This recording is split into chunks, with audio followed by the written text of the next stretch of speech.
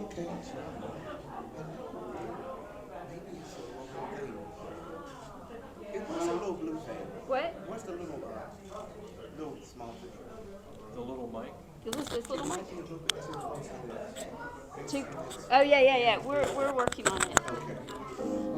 We Good have a afternoon, plan. everybody. Welcome. Good afternoon, everybody. Yeah. Welcome to Unity of Chattanooga. Let's rise and do some congregational singing. You got it ready, Steve? We're going to choose heaven today. All right? Here we go. I'm choosing heaven today. Come on. I'm choosing heaven today. I am the walk in the room of heaven. I'm singing. I'm choosing heaven today again. I'm choosing heaven today. I'm choosing heaven today.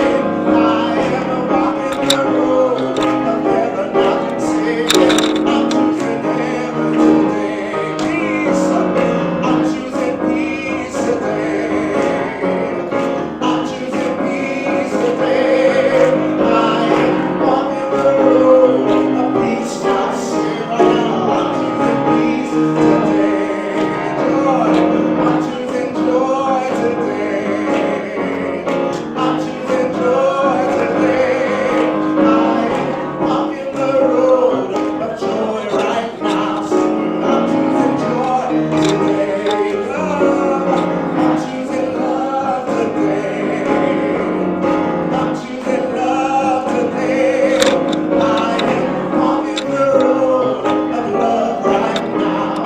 I'm choosing love today. Back to heaven. I'm choosing heaven today. I'm choosing heaven today. I am walking the road of heaven right now. Walking the road of heaven right now. Walking the road of heaven right now. Singing, I'm choosing heaven today. Yeah. And all together, surely the presence of the Lord is in this place. I can feel God's mighty power and God's grace. There's a holy hush around us. I see love in every face. Surely the presence of the Lord is in this place. And so for that feeling of peace, you may be seated.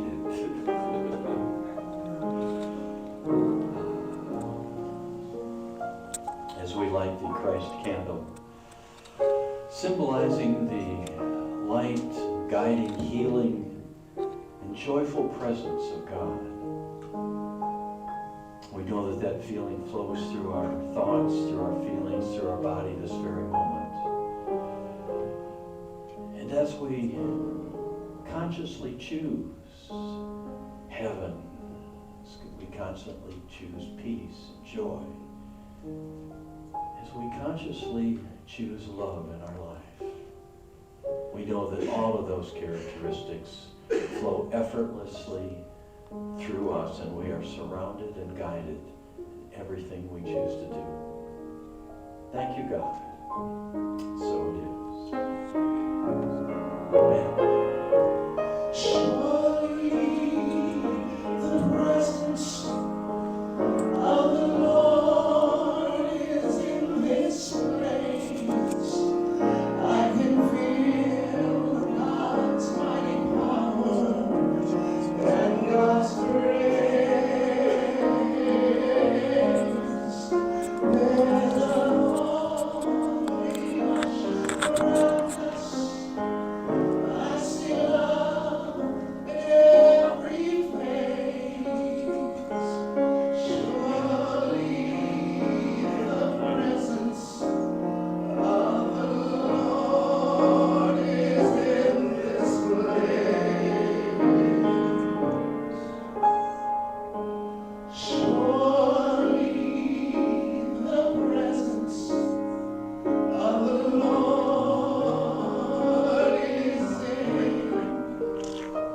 this place.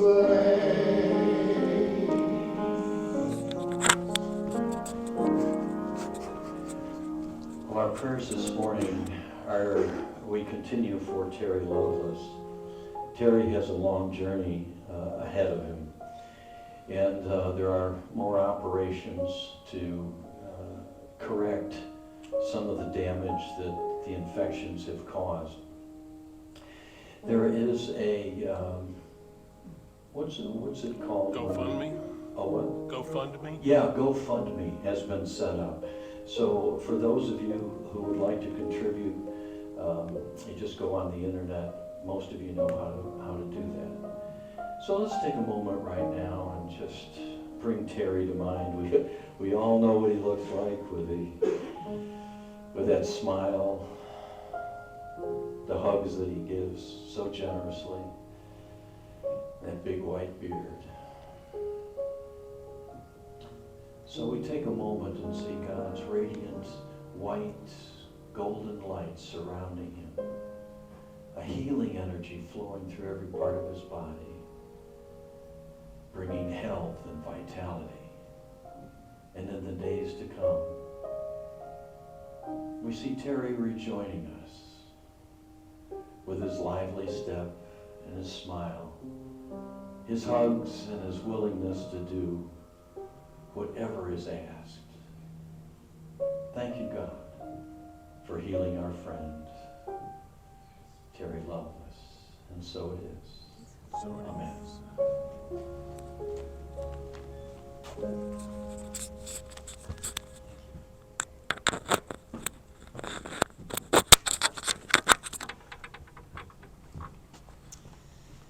Thank you for that. Welcome all, and thank you for being here as Unity of Chattanooga jumps into 2024 with joy and gentle anticipation for this new year. I'm Amanda Adamson, and I serve as the president of your board of trustees. For you beautiful, there we go, again. For you beautiful, there's a shadow. For all you beautiful souls online, we thank you for joining us. Please say hello or give us a thumbs up to let us know that you are here. Do we have any new people with us today? People that haven't been here before? Anybody? Okay. If there were, you would get a lovely, lovely blessing. Okay.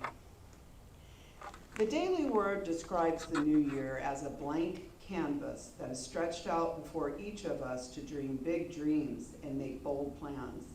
It is a time to release the past, taking from it precious memories and invaluable experiences. I want to add this. You know, right now the gyms are packed. The fridge might be full of veggies. Maybe we've even started a new spiritual practice and done it perfectly the last 7 days. Our new resolutions are fresh and exciting. It's a time of just do it. We're revved up. Then, about mid-February, many wonder where our motivation and willpower has went. It's a common theme. Why? Because willpower and drive can only get us started. We need something more substantial to keep us moving forward to our plans and dreams. Something that doesn't fizzle out when our motivation dissolves. That power is love, radiating from the inside out. It is an inexhaustible source of the eternal, energetic core of our being. Love propels us when our body grows weary, our brain and trying circumstances may distract us from our goals and desires, telling us, just give up. We tap into that love and are renewed and revived to keep going and growing. We realize we don't have to do it perfectly to make progress. We flow with steady ease and gentleness, as we move in the direction we wish to go and our dreams materialize without resistance. So I'd like you to affirm with me, because it's all about love today. I'm going to say it first, and then please say it with me with conviction. I am loved. I am loving. And I am lovable. Great. The best is yet to come, and won't it be grand? My husband said the word is fine, but I like grand better. Because in unity, we emphasize the practical, everyday application of spiritual principles to help everyone live a more meaningful and abundant life. We honor the diversity of all people and all paths to God, because we are each divine expressions of God's love. Wherever you are on your spiritual journey, you are welcomed here. Now, let's greet one another with love in our hearts and a smile on our face, with namaste, beholding the love in each other.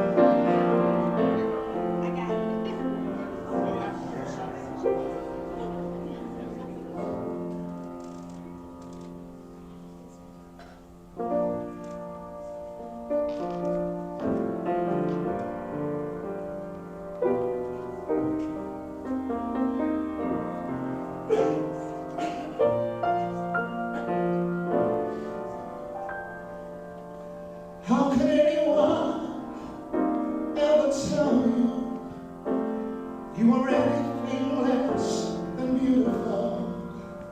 How could anyone ever tell you were less than whole? How could anyone fail to notice that your loving is a miracle? How deeply you're connected to my soul. How could anyone ever tell you beautiful. How could anyone ever tell you you were less than whole?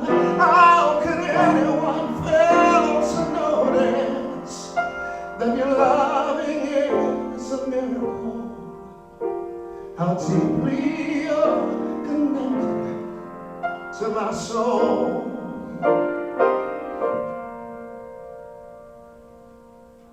Looking for love in all the wrong places.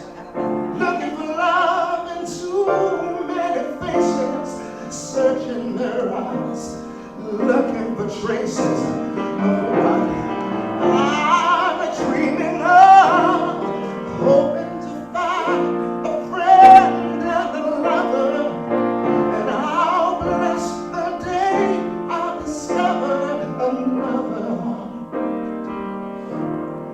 Looking for love. How could anyone ever tell you you were anything less than beautiful?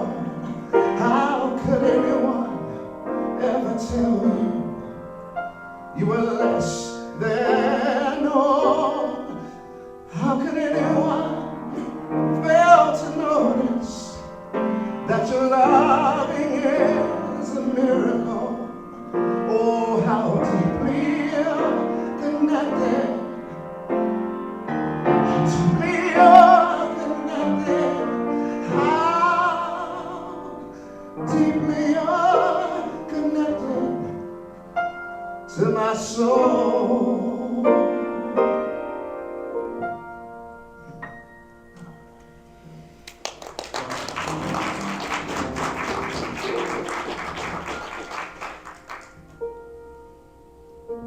Beautifully done. Beautifully done. And as you can imagine, that's what we're going to talk about this morning. Just a little bit. Well, in the past year or so, we've talked quite a bit about the universal laws of thought and how our thoughts almost magnetically bring to us circumstances, situations, people, opportunities, to bring them into fruition, to materialize them, for good or not so good. We've used a variety of sources to illustrate these universal laws of thought, including Bible quotes, especially Jesus and Paul's teachings in the New Testament, as well as various authors, modern authors such as Deepak Chopra, Don Miguel Ruiz, and most recently, Mae McCarthy, who, by the way, will be with us next month for a Saturday talk in our service and an afternoon workshop. So make sure to mark your calendars for Saturday, February 3rd. It's going to be a great day. So at this point, I'd like to think that we've got at least a basic understanding of how these universal laws work and how we can use them consciously and responsibly to create a better life for ourselves and others. And as most of you know, it's been a consistent underlying theme in most of my talks. The truth is, we are co-creators of our life experiences, whether we're aware of it or not. And the more we can understand these laws, develop a personal spiritual practice, and take conscious responsibility for the circumstances that appear in our lives, the happier we'll be. So as we begin to master the art of creating our experiences, manifesting opportunities and material well-being, why is it that as we work so hard, we often feel an emptiness that is perhaps hard to describe, but very real?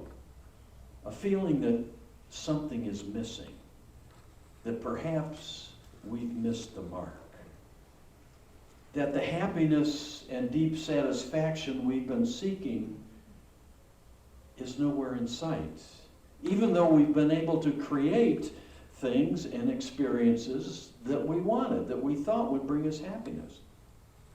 You know, you'd think that with all the material conveniences, technology, job opportunities, and support available, especially in this country, we'd be pretty happy folks. I mean, heck, we've even got cars that drive and park themselves. And with Oprah and Dr. Phil on television, and much of the New Thought movement now mainstream, especially in commercials, you'd think that most people would understand these basic concepts and have happier lives. But according to the American Psychological Association, half of first marriages end in divorce. And the rate is even higher for second marriages, around 65%. 1 out of 3 children is now raised in a single parent home. 15 to 20% of us are addicted to alcohol or drugs, not even counting functional alcoholics. And prescription drug abuse is skyrocketing. 9% of adult males will spend some time of their life in prison. The prisons are overcrowded, the court systems are overwhelmed, and consumer debt and bankruptcies are as high as they've ever been. Clearly, somebody ain't getting the message.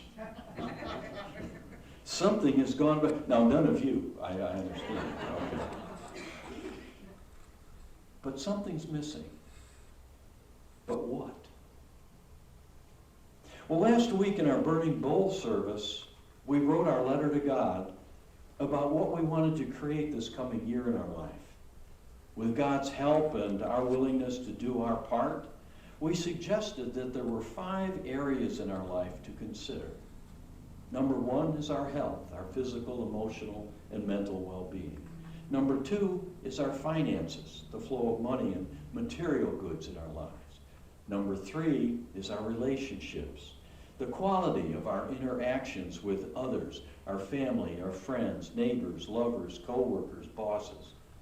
Number 4, career and creative self-expression, how we express our special gifts and talents, whether for income or not. And lastly, number 5, our spiritual and personal growth. It's our relationship with ourself, our life experience, and our God. Now, in the big picture of our life, it's number 3, our relationships with others, in which much of the other 4 revolve. Our relationships with others is the cocoon, the envelope in which we live and experience all of life's riches and rewards, or drama and setbacks. It's our outer relationships with others that reflect and outpicture our inner relationship with ourselves. If we can get the outer relationships right, much of the other 4 areas are going to fall in line, including our inner relationship with ourselves. So, why do we search our whole life for loving, happy, and fulfilling relationships? The right partner, the right job, the right church, the right minister, yet rarely find one that brings us the happiness that we seek? And if we do, why is it so fleeting? Well, the answer is surprisingly simple.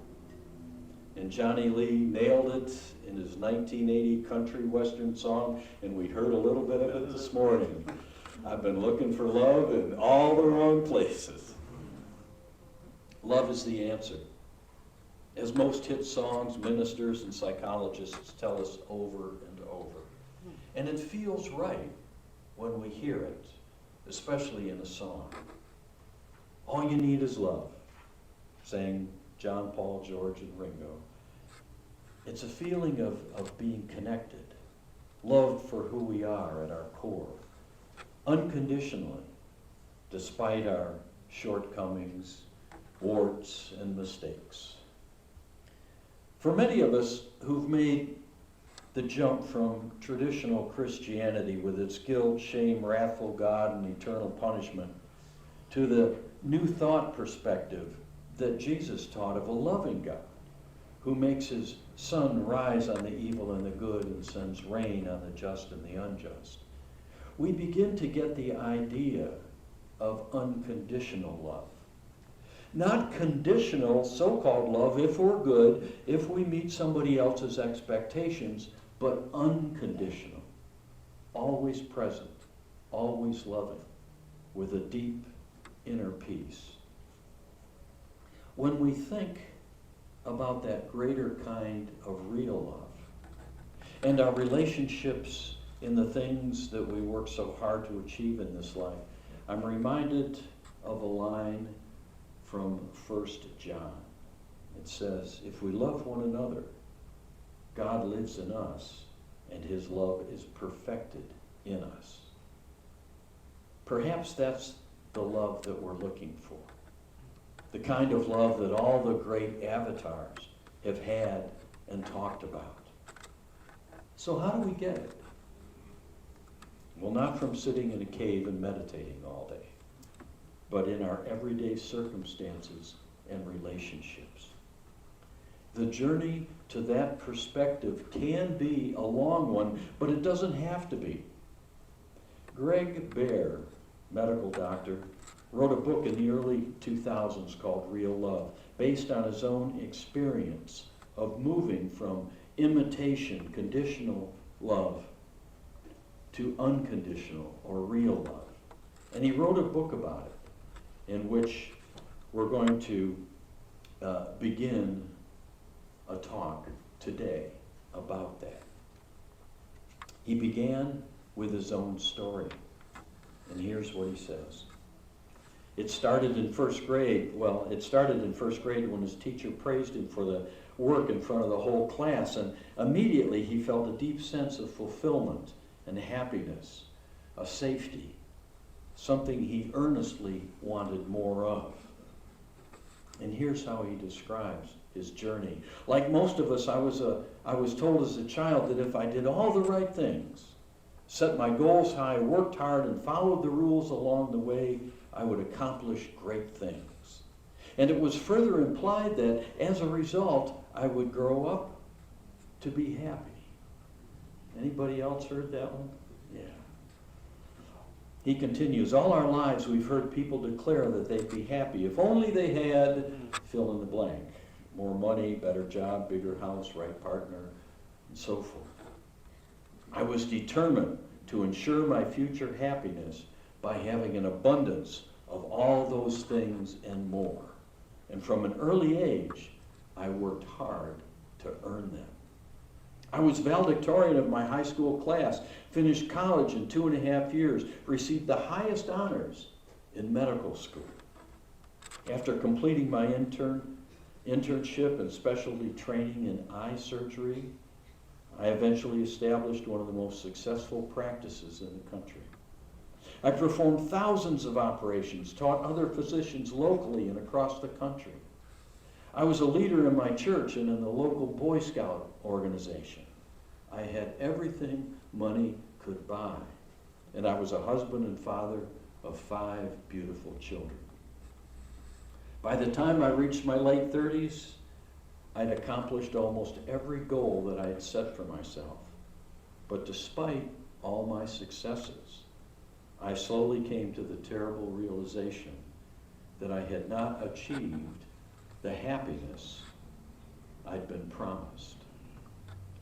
When I was alone, he says, with nothing to distract me, I knew something was missing. I just didn't know what it was. I couldn't have worked any harder. I'd done everything I'd been assured would bring me happiness, but still something was missing. I found it difficult to sleep at night and began taking sleeping pills. When those were no longer effective, I took tranquilizers. And before long, I was injecting narcotics every night. I rationalized my drug addiction for a long time, but it increasingly affected my behavior and my emotional health.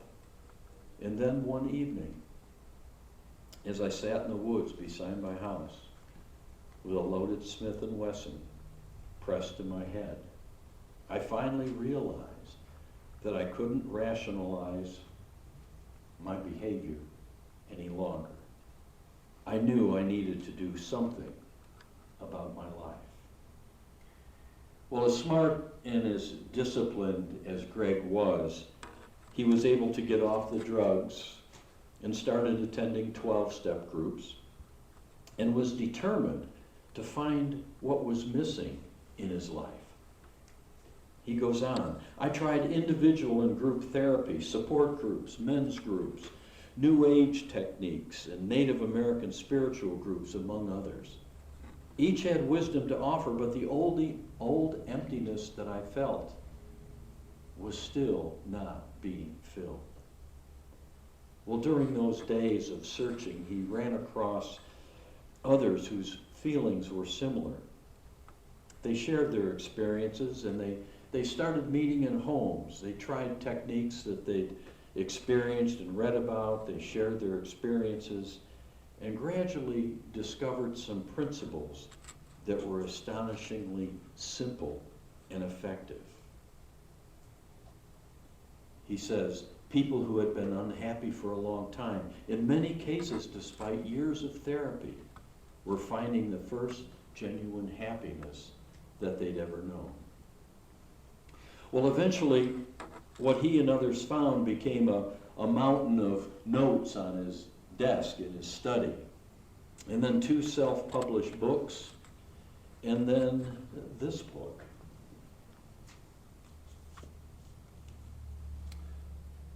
Real Love by Greg Bear, MD.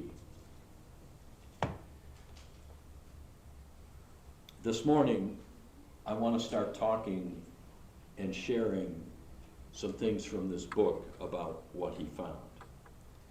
Well, first of all, this feeling that something is missing in our life, despite all the material and worldly gains we may have achieved, is part of the human condition. This is Earth School, friends and neighbors.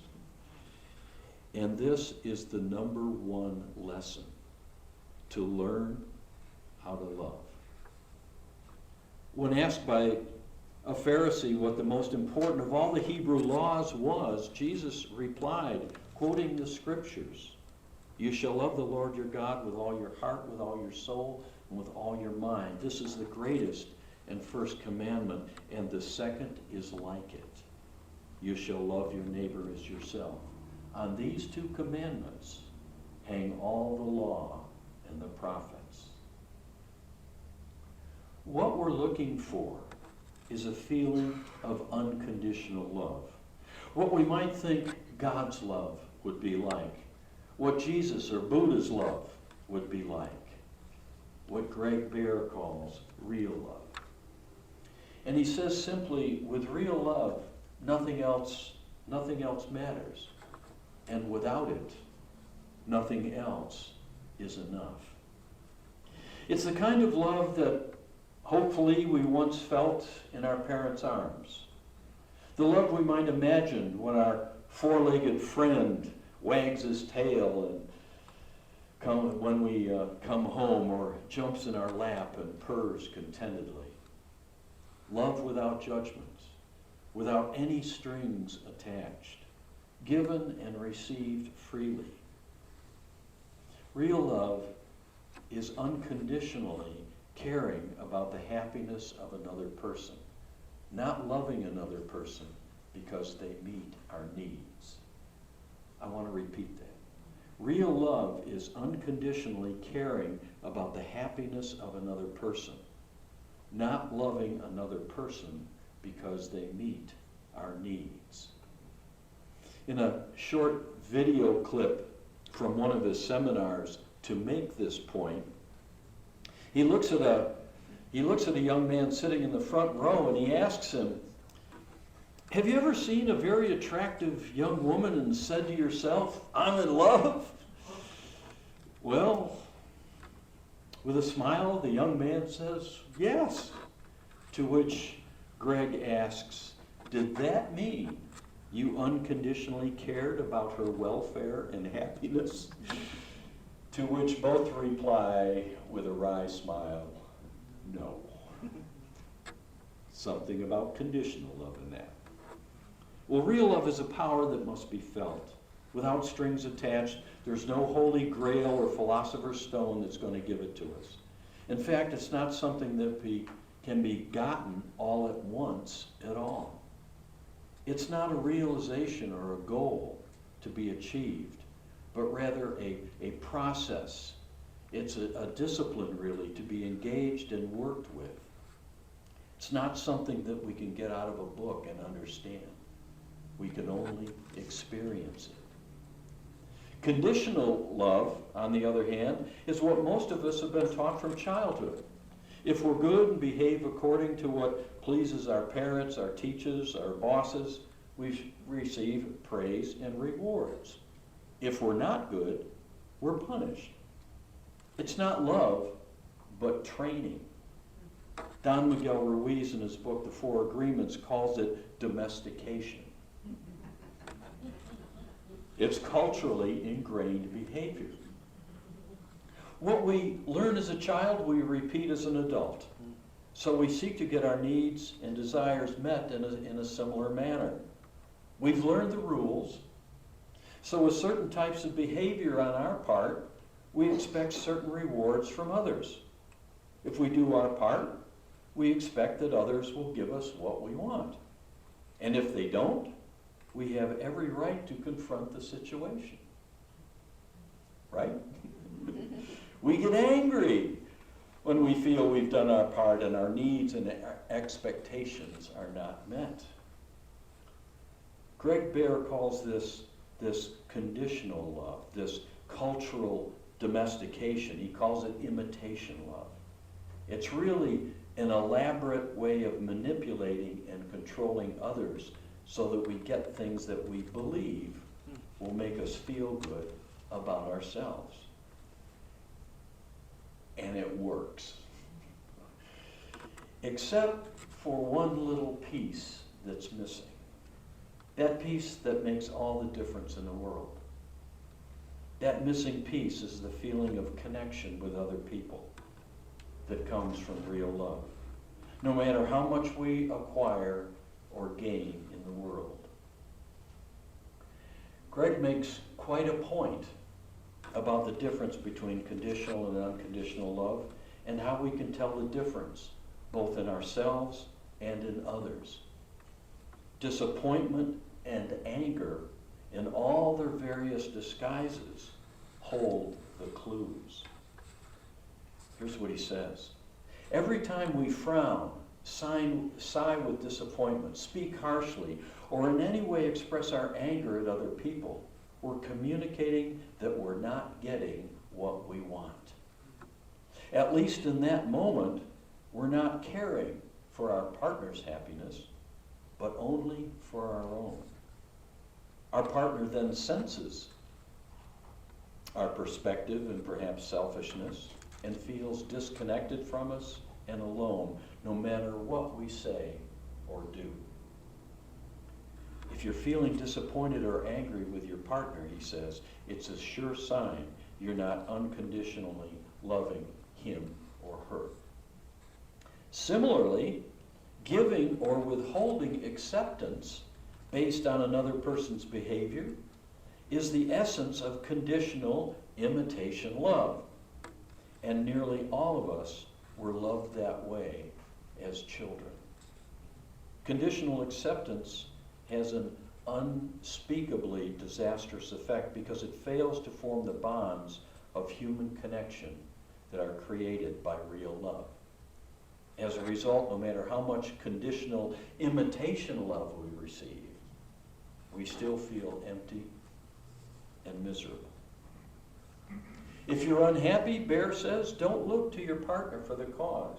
You're unhappy because you don't feel unconditionally loved yourself and because you're not sufficiently unconditionally loving towards others. Unfortunately, both conditions have existed for a long time, usually from childhood. It's important at this point to understand the difference between these types of love, conditional love and unconditional love. The cultural programming that has created unconditional love, and that as adults, we are responsible for our happiness and co-creating our life experiences. We have the power to choose another way.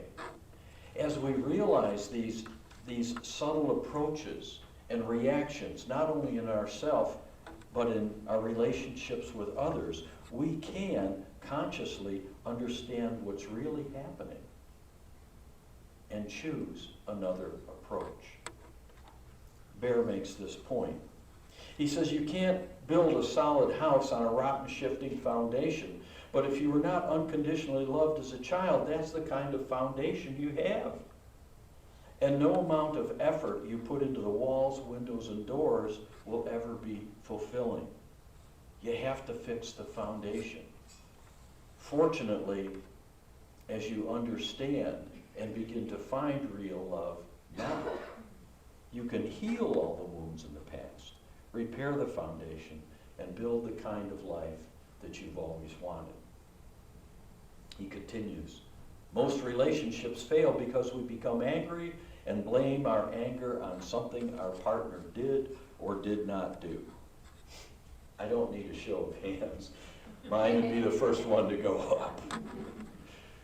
We need to remember that our anger is actually a reaction to the feelings of helplessness and fear that result from a lifetime of struggling to survive with unconditional love. Blaming others implies anger, which can only be harmful to both yourself and others.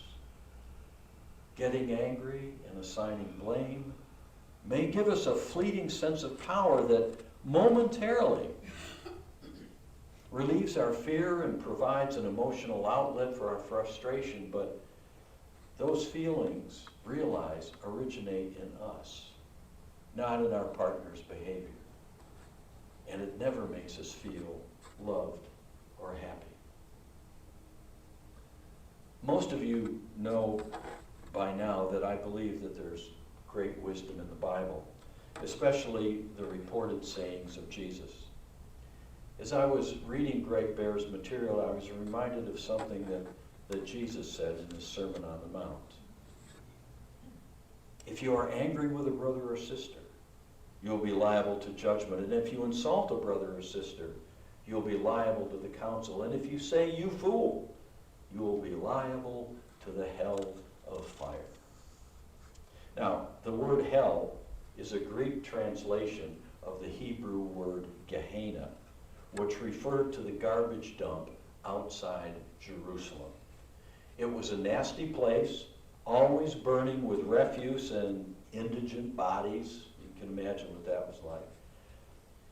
Traditional fundamental Christianity has used this phrase, liable to the hell of fire, to create the fear of going to eternal flames of hell if you're bad, which is the quintessential definition and approach of conditional love, reward and punishment, cultural programming.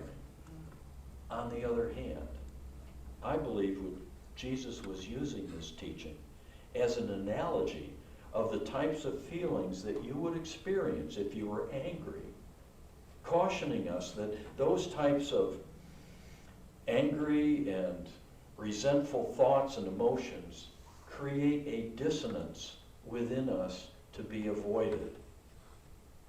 He goes on to explain that the right course of action is to come to terms with others, understand the problems, and resolve anything before it gets worse. It's all about relationships.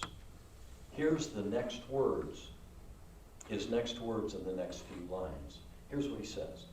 So when you are offering your gift at the altar, if you remember that your brother or sister has something against you, leave your gift there before the altar and go. First be reconciled to your brother or sister, and then come and offer your gift. Come to terms quickly with your accuser while you are on the way to court with him, or your accuser may hand you over to the judge, the judge to the guard, and you will be thrown into prison. Truly I tell you, you'll never get out until you have paid the last penny. In other words, my interpretation of this scripture, if you continue in your anger, your resentments, and your ill feelings towards others in your relationships, you will never achieve unconditional love until you can release all of it. Does that make any sense to anybody? A few nods here and there. So where do we go from here? Are we supposed to love or overlook and clearly devious or bad behavior from others? As a parent with young children or a supervisor in business, how are we supposed to handle the poor choices, the defiant behavior or manipulative behavior that we all know is bound to occur? Well, in my business career, we had a phrase, and the phrase was, criticize the behavior, not the person. In other words, confront whatever situation happened and explain what behavior is acceptable and what behavior is not acceptable. And do not infuse your remarks with anger, hostility, or threats. For example, if you begin with, listen, you stupid son of a... You think that's going to get you where you want to go? What's going to happen in the other person is a shield is going to come up. They're not going to hear what you're talking about, and what's going to happen 9 times out of 10 is that the anger that you projected is going to come right back at you through their actions. At the end of the Civil War in this country, many in the North wanted heavy reparations from the South and were eager to come down and claim the spoils of war. But Lincoln instructed Grant to give Lee generous terms. Lay down your arms, yes, but keep your horses, keep your supplies, and officers could keep their sidearms. Go home to your farms.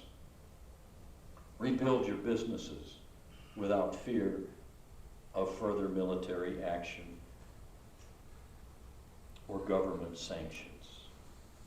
And a few months later, in his second inaugural address, he told the nation the same thing. With malice toward none, with charity for all, with firmness in the right as God gives us to see the right, let us strive on to finish the work we are in, to bind up the nation's wounds, to care for him who shall have borne the battle, and for his widow and his orphan, to do all which may achieve and cherish a just and lasting peace among ourselves and with all nations.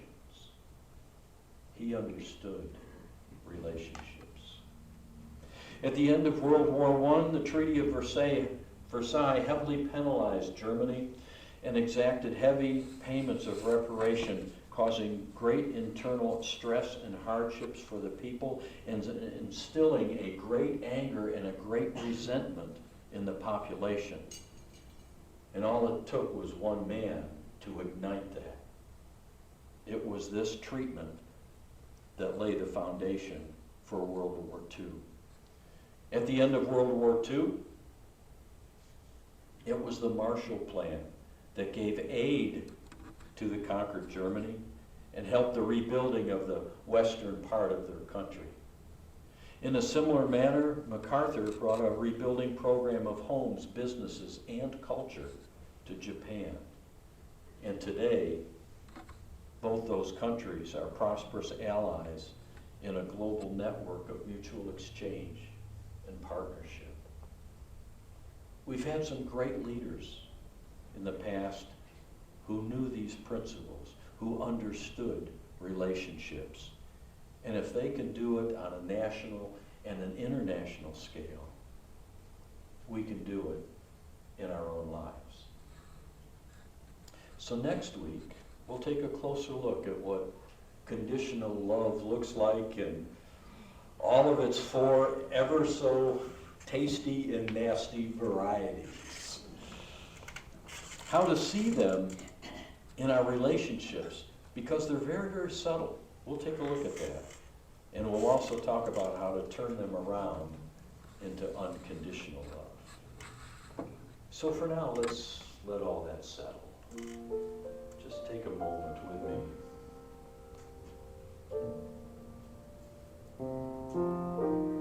And as we think about our life, we think about all those things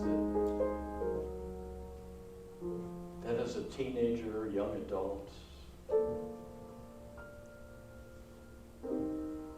last year, something that we so desperately wanted, that we knew would bring us happiness. New car, bigger house, better job, whatever it was. We knew the rules of thought. We knew how to create it, and we did. We brought it right into materialization. And as we think back, how long was it before, yeah, that's okay, but something's missing? We've all had those experiences. Perhaps some of us are in the middle of something like that right now.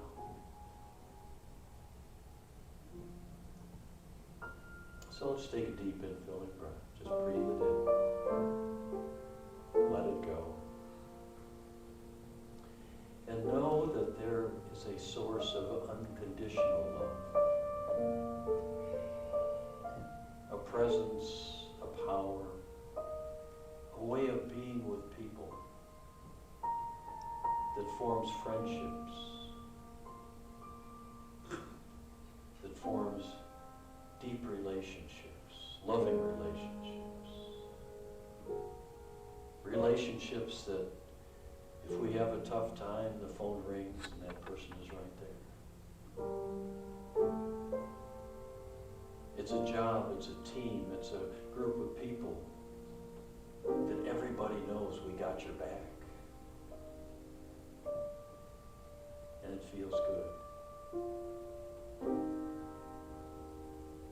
It feels like what we've always been looking for.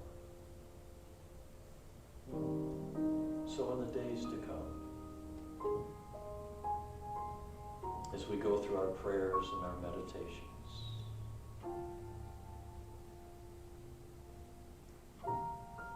as we ask God to help us find the things that are truly satisfying,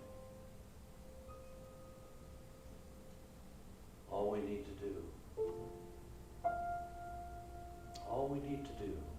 is look to our friends, our partners, the people we work with, and simply know that it's all there. All we have to do is find it. God is here, right now. And as once again you take that deep infilling breath, you can feel that presence and that power, that unconditional love, that real love, guiding you, loving you, healing you in depth.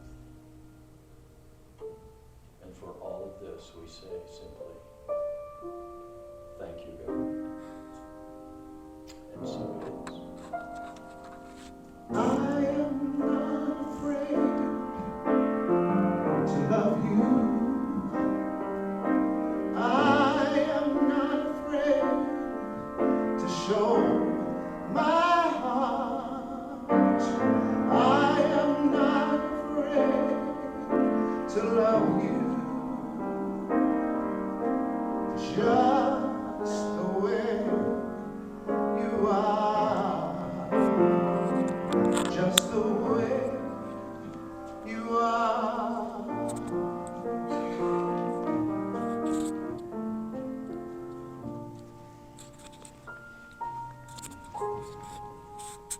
Well, that's going to be the start of a series, as you might guess. And that was the first chapter, by the way. And what's in the second, third, fourth, fifth chapters is absolutely astounding. And so we'll talk about all those things in the future. But for right now, this is the time when we just feel that God's abundance, that loving energy flowing through us, and we have the opportunity to give from our material resources. The resources that go to help support this church, and through this church to help support each and every one of us. So let's take our tithes and our offerings in our hands and repeat our offering statement together. Divine love, through me, blesses and multiplies all that I am, all that I have, all that I give, and all that I receive.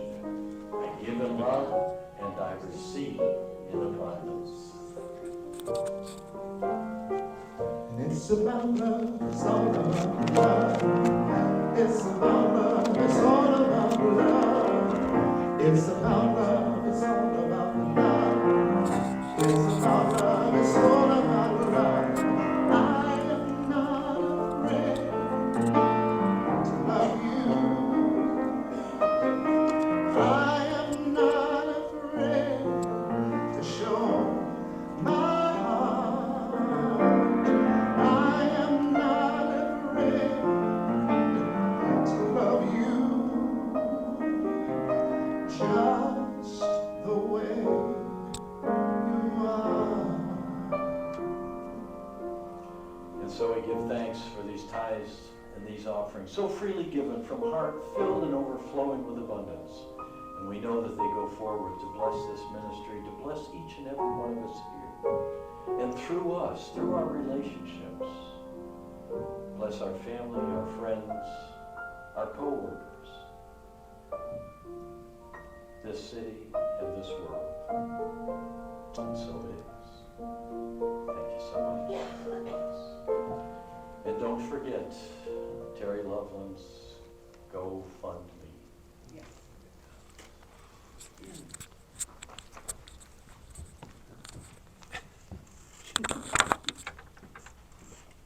Are you going to be able, no?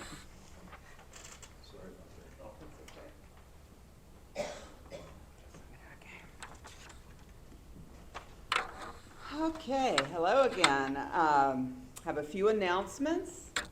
And thank you so much, Doug, for reminding us that love is the answer. And the other shiny stuff is nice, but it wears off. Thank you, Landis. That last song was... Okay, so don't forget, you can still sign up today for the next spirit group with Phaedra Roberts, who will be doing a class on empowering affirmative prayer. The class will be held on Zoom starting on Thursday, January 11th at 2:15 p.m. It is a 6-part series based on the Unity book, Discover Your Divinity. Just see Penny after the service. Also, on Tuesday, coming up, January 9th, our own Keith and Laura Noyes will be presenting another Qigong class. So please come out, and if you don't know anything about it, it's a perfect opportunity to learn. It's not strenuous. It's fun and relaxing. 6:30.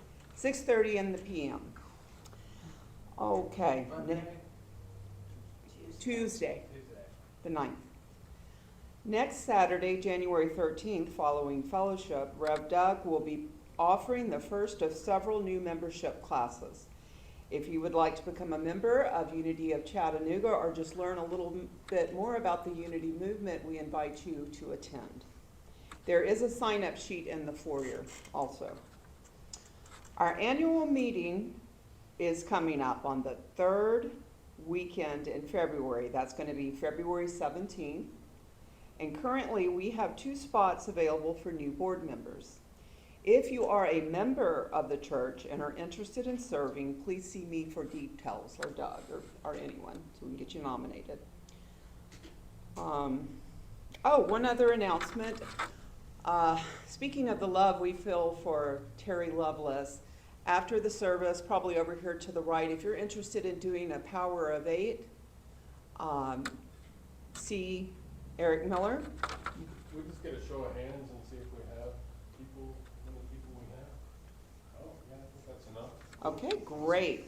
And I'm sure Terry will appreciate it. There's power in prayer and healing. Thank you so much for that, Eric. All right, please join us for some nibbles and some fellowship as we end the service with joining in the peace song.